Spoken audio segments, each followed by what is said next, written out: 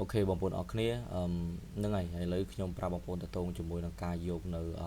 software សម្រាប់ការធ្វើ animation របស់យើងណាអញ្ចឹងបងប្អូនចូលទៅក្នុង website មក I get into into pc.com មកអញ្ចឹងពេលដែលបងប្អូនចង់បាននៅ software Crazy Talk បងប្អូនចុច search នៅក្នុងនឹងមកនេះ Crazy Talk ហ្នឹងណាអញ្ចឹងបងប្អូនចុចចូលនៅក្នុងនឹងមក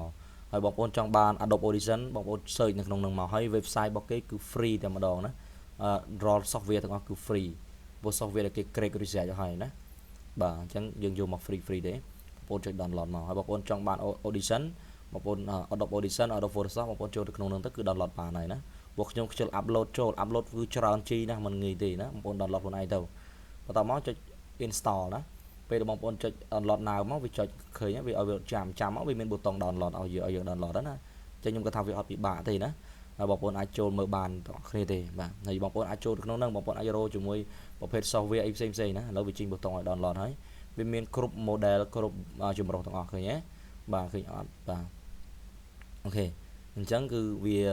វាចំណុចហ្នឹងគឺល្អមែនទេណាបាទអរគុណច្រើនណាអញ្ចឹងបងប្អូនអាចយកទៅ download ទាំងអស់គ្នាតាមរយៈ website ហ្នឹងទៅបងប្អូនជ្រេទៅបងប្អូនឆ្លាញ់ software អីគឺឆ្លាញ់ហ្នឹងទៅណាតែ recommend ខ្ញុំ3 software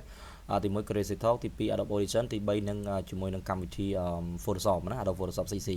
អូខេឥឡូវសូមតែប៉ុណ្្នឹងទេបាទ